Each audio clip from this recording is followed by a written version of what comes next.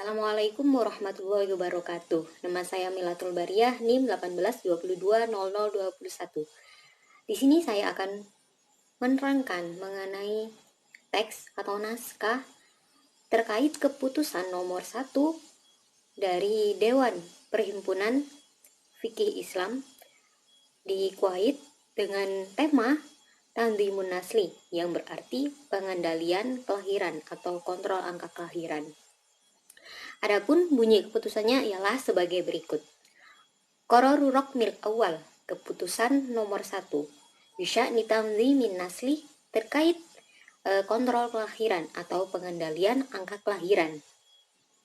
Inna Majelisa Majma'il Fiqhil Islami, bahwa Dewan atau Majelis Perhimpunan Fikih Islam Al-Munaqidi, yang mana mereka itu berkumpul fi daurati mu'tamarihi, pada rangkaian muktamarnya atau konferensinya al-khomisi, yang kelima, bil Kuwaiti, di negara Kuwait, minal awal ila sadis Jumadil Ula, dari tanggal 1 sampai tanggal 6 Jumadil awal atau Jumadil Ula, sanata alfin wa arba'imiatin wa tis'atin hijriyah, dari pada tahun 1409 hijriyah, atau minal ashir ilal khomis asyaro kanunil awal, au disambir tanggal 10 sampai tanggal 15 bulan Desember, sanata alfin wa tis'imiatin wa samaniatin wa samanina masihiyatan, atau bertepatan pada tahun 1988 Masehi.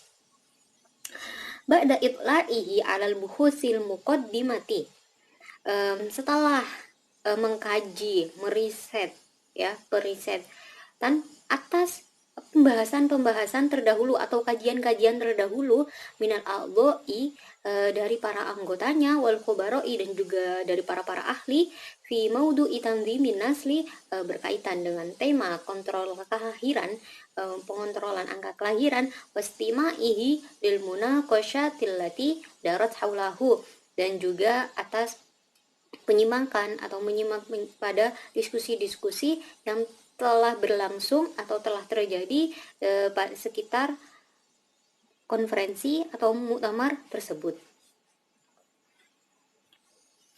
Wa binaan ala anna min maqasidiz zawaji fi syariatil islamiyati, kemudian berdasarkan, kita ketahui bahwasanya atas salah satu anamin maqasidiz zawaji, bahwa salah satu dari tujuan-tujuan suatu pernikahan di syariatil islamiyati, dalam syariat Islam itu ialah al-injabu wal hufadu ala nau'il insaniyi. Al-injabu, yang berarti ialah bertujuan untuk bereproduksi atau menghasilkan keturunan, wal hufadu, dan untuk melestarikan ala nau'il insaniyi, untuk melestarikan keberadaan atau eksistensi jenis manusia atau spesies manusia. Wa annahu la yajuzu ihdaru hadal maqsodi, oleh karena itu bahwa karena hal tersebut maka tidak diperbolehkan la yajuzu ihdaru hadal maqsodi, menolak atau menyangkal atau menentang tujuan ini. Li anna ihda rohu yatanafa ma'anusu si syariati, karena penyangkalan itu, li'anna ihdarohu, penyangkalan tersebut, yatanafa, bertentangan, ma'anususi syariati, dengan nas-nas syariat, wa taujihatiha, dan perintah-perintah syariat, ada yang mengajak ataupun menyeru ila taksirin nasli, untuk memperbanyak keturunan, wal hufadi alaihi, dan juga melestarikan keturunan, wal inayati bihi, dan juga melindungi eksistensi dari keturunan atau kelahiran. Sehingga di sini juga tibari hifdun nasli, dengan juga memperhatikan hifdun nasl. Hifdun nasl yang artinya ialah menjaga keturunan, hadir kuliyatil khomsi, yang merupakan salah satu dari kuliyatul khoms, allati ja'at asyara'i'u biri'ayatiha, yang mana syariah datang itu untuk menjaganya. Jadi tujuan syariat ialah untuk menjaga kuliyatul khoms, yang ada 5 itu, mulai dari hifduddin, hifdun nafsi, hifdun nasli, hifdul mal, dan juga hifdul akli. Dan hifdzun nasli merupakan salah satu dari kuliatul khams ini. Nah, qararu ma yali. Adapun keputusannya ialah sebagai berikut. Awalan, yang pertama, la yajuzu isdaru qanunin amin. La yajuzu, tidak diperbolehkan ya, tidak boleh isdaru qanunin amin, menerbitkan suatu peraturan umum yahudu yang membatasi min hurriyati zaujaini, atas kebebasan suami dan istri fil injabi, dalam hal menghasilkan keturunan atau terkait reproduksi. Tanian, keputusan yang kedua ialah yahrumu, haram istisolul kudroti, menghilangkan atau mencabut, menumbangkan al-kudroti, kemampuan, alal injabi, atas reproduksi atau kemampuan reproduksi ya, firrojuli, pada laki-laki, awil mar'ati, ataupun perempuan. Wahua, dan yang dimaksud dengan istisolul kudroh til injab itu adalah mayurofu, adalah sesuatu yang dikenal bil ekomi, dengan ekom. Ekom itu ialah membuat seorang perempuan itu menjadi mandul dan tidak dapat melahirkan. Ay takkimi, takkim ini ialah memberikan sebuah cairan kimia yang mana fungsinya ialah untuk menghilangkan bakteri, namun hal tersebut dapat menyebabkan kemandulan kepada laki-laki. Malam tadu ila dalika. Nah, malam tadu ila dalika, kecuali semisal dia memang harus melakukan tersebut dororotan, karena terpaksa, bima ayiri syariati, dengan batasan-batasan, ketentuan-ketentuan, ukuran-ukuran yang telah diatur dalam norma syariat. Salisan, yang ketiga, ya juzu, boleh at-tahakkumul muaqqatu, pengendalian sementara. At-tahakkum itu pengendalian atau kontrol, al-muaqqat yang sementara, bil injabi, dalam hal terkait reproduksi, biqasdil muba'at dati, dengan tujuan untuk memberikan jarak ya, memberikan jarak baina fatarotil hamli, di antara periode-periode kehamilan, au iqafihi, atau untuk menghentikan reproduksi tadi itu, limuddatin muayyanatin, pada waktu-waktu tertentu, minazamani, idza da'at ilaihi hajatun mu'tabaratun. Jika semisalnya memang ada hajat yang diperbolehkan terhadap hal tersebut syar'an, yang diperbolehkan secara syariat. Jadi hajatun mu'tabaratun syar'an, syaratnya ialah adanya keperluan yang memang diperbolehkan secara syariat. Bihasbi takdiri zaujaini, sekiranya yang mana perkiraan itu telah ditentukan oleh pihak kedua suami istri, antasyawuri bainihima, dari musyawarah atau diskusi keduanya, watarodin, dan keduanya telah sepakat dan saling rela atas hasil diskusi tersebut. Bisyartin dengan syarat. Nah, sini syaratnya ada 3. Yang pertama, alla yatarottaba ala dzalika dororun. Nah, alla yatarottaba ala dzalika, yang mana mengakibatkan atas hal tersebut dororun, bahaya. Berarti hal tersebut itu tidak dapat menyebabkan bahaya. Hal tersebut harus aman, tidak boleh menyebabkan bahaya. Yang kedua, wa antakunal wasilatu masyru'atan, dan metode atau alat ya, wasilah, alat atau metode itu masyru'atan, sah dan diperbolehkan oleh syariat. Yang terakhir, wa alla yakuna, dan tidak boleh ya, fiha, dalam wasilah atau metode atau alat tersebut itu, udwanun ala hamlin qaimin. Udwanun ini berarti permusuhan, ala hamlin qaimin, atas kehamilan yang sudah ada ya, memang sudah terjadi. Jadi maksudnya di sini adalah adanya sistem apa itu, semacam aborsi. Jadi apabila memang sudah ada kehamilan yang terjadi, maka hal tersebut harus dipertahankan dan tidak harus dimusuhi dengan cara aborsi. Baik, sekarang ialah analisis mengenai teks yang telah saya bacakan tadi. Tema yang dibahas ialah mengenai pengendalian angka kelahiran, yang mana tema ini tentu sangat perlu dibahas di negara-negara berkembang, yang mana kebanyakan bentuk piramida penduduknya ialah piramida penduduk ekspansif atau piramida muda. Piramida penduduk sendiri ialah suatu grafik yang menunjukkan jumlah penduduk berdasarkan rentang usianya.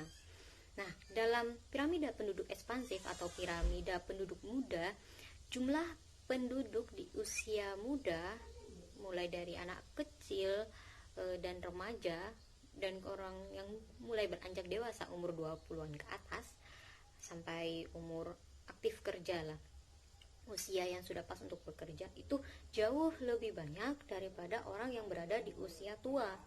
Nah, di sini disebabkan oleh angka kelahiran yang jauh lebih tinggi daripada angka kematian. Nah, angka kelahiran ini, dengan tingginya angka kelahiran ini dapat menimbulkan nanti kurangnya lapangan pekerjaan sehingga rasio ketergantungannya juga sangat tinggi. Nah, untuk menata hal tersebut tentu diperlukan ada yang namanya ialah kontrol angka kelahiran. Kenapa sih penduduk di umur tua itu jauh lebih sedikit? Karena banyak juga penduduk yang angka harapan hidup di suatu negara berkembang yang mana rata-rata piramida penduduknya itu ekspansif atau berbentuk piramida muda. Akan saya berikan gambar piramida penduduk negara Indonesia pada tahun 2020. Orang-orang yang berada di umur tua ya, yang lanjut usia sekali itu sangat sedikit karena kebanyakan angka kematiannya itu di usia yang lebih rendah ya, karena angka harapan hidupnya juga rendah, sehingga di sini perlu adanya kontrol kelahiran. Salah satu bentuk pengendaliannya ialah dengan kontrol kelahiran sehingga angka kelahiran itu dapat diperkecil. Kemudian apa sih yang dimaksud dengan pengendalian kelahiran itu ya? Nah, dalam penjelasan pasal 19 ayat 2 itu dijelaskan, pengendalian penduduk itu adalah agar pertambahan penduduk itu tidak melebihi kapasitas produksi yang tersedia sehingga pemenuhan kebutuhan itu dapat seimbang dengan daya dukung lingkungan juga. Sehingga tema ini tentu sangat amat penting untuk dibahas, mengingat tujuan syariat itu ialah untuk menjaga eksistensi manusia atau juga untuk menghasilkan keturunan. Bagaimana pengandalan kelahiran yang tepat yang tetap menjaga tujuan dari syariat tersebut, namun tetap selaras dengan keadaan dan kebutuhan masyarakat dan negara yang ada pada zaman ini.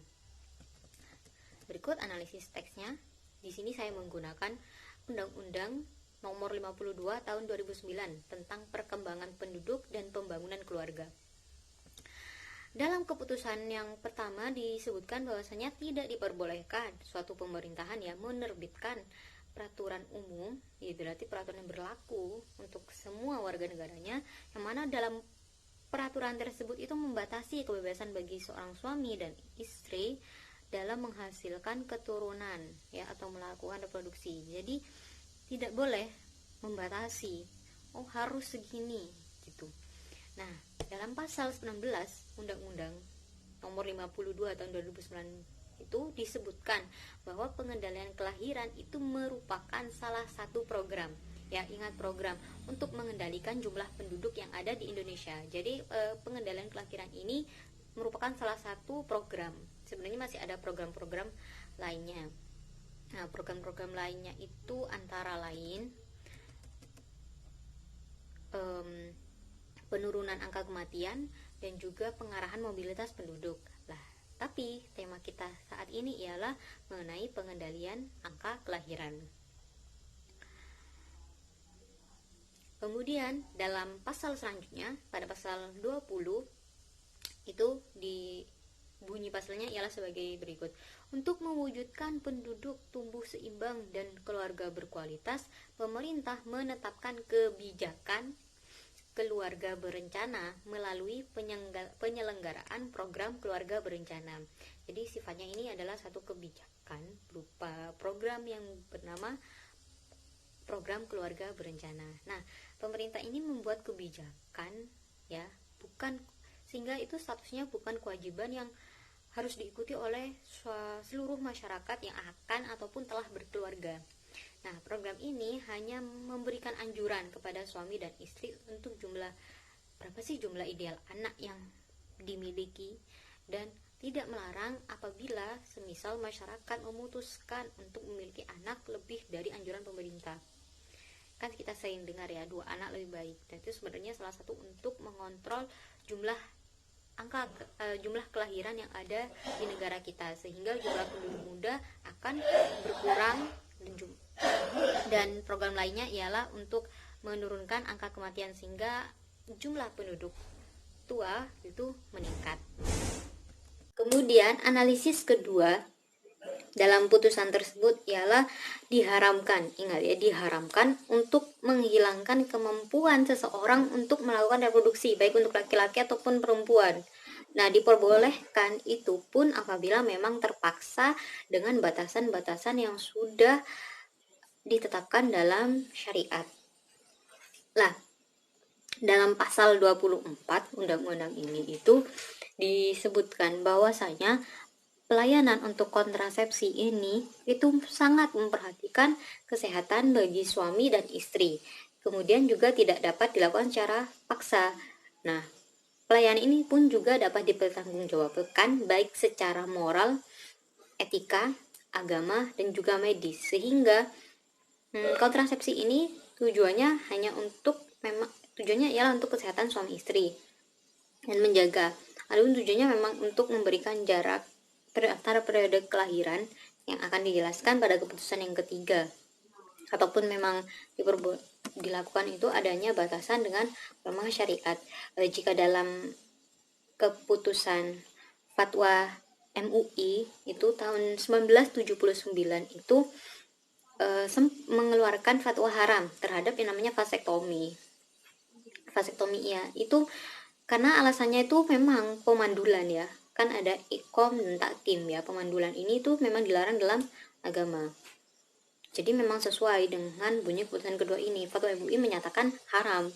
Nah, di Indonesia itu ya belum ditemukan dan dibuktikan jika vasektomi atau tubektomi itu dapat disambung kembali. Jadi kemudian ditinjau kembali dan dikuatkan pada tahun 2009. Lah, tujuannya ini adalah untuk apakah sudah ditemukan itu cara untuk menyambung kembali saluran sperma yang dipotong dalam proses vasektomi ini. Lah, proses penyambungan kembali atau rekanalisasi ini bisa dilakukan oleh ahli urologi dengan menyambung saluran spermatozoa atau vas deferens melalui operasi. Namun pada akhirnya MUI tetap menghukumi haram terhadap vasektomi ini karena sekalipun telah dilakukan rekanalisasi, kemampuan untuk bereproduksi pun akan menurun sehingga hal tersebut tetap dinyatakan haram. Nah, dasar yang dipakai ialah Al-Quran surah Al-An'am ayat 151 yang artinya itu janganlah kamu membunuh anak-anakmu karena takut miskin.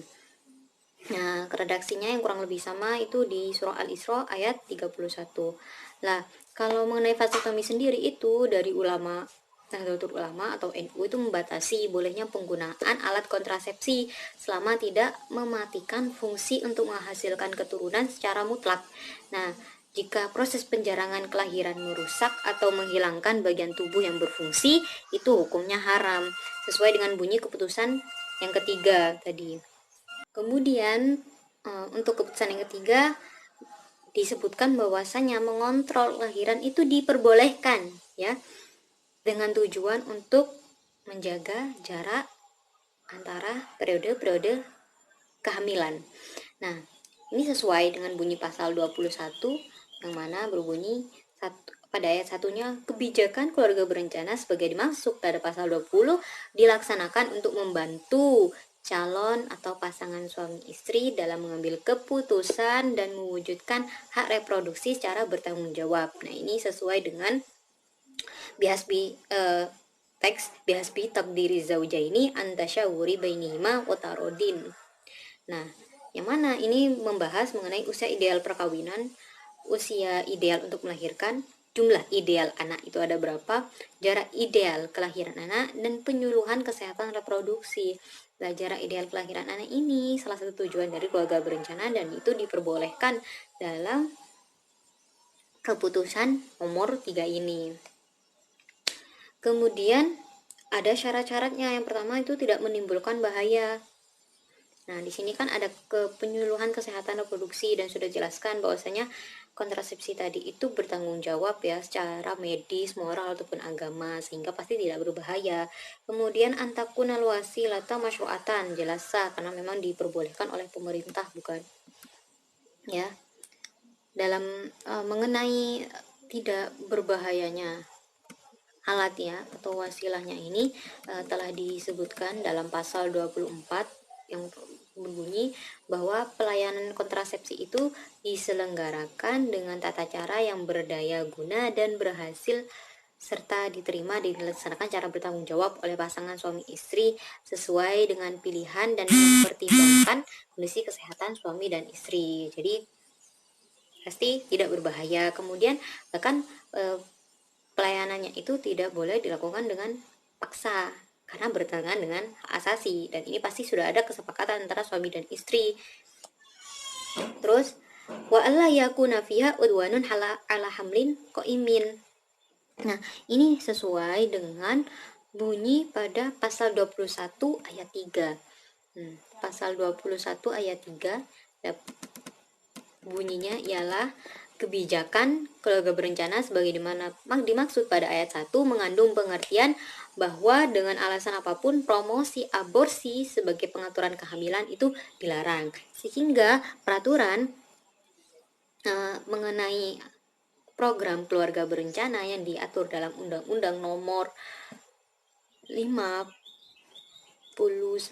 tahun 2009. Undang-Undang Nomor 52 tahun 2009 ini sesuai dengan keputusan yang ada mengenai kontrol atau pengendalian kelahiran yang diterbitkan oleh Majelis Perhimpunan Fikih Islam di Kuwait. Sekian dari saya, kurang lebihnya mohon maaf. Wassalamualaikum warahmatullahi wabarakatuh.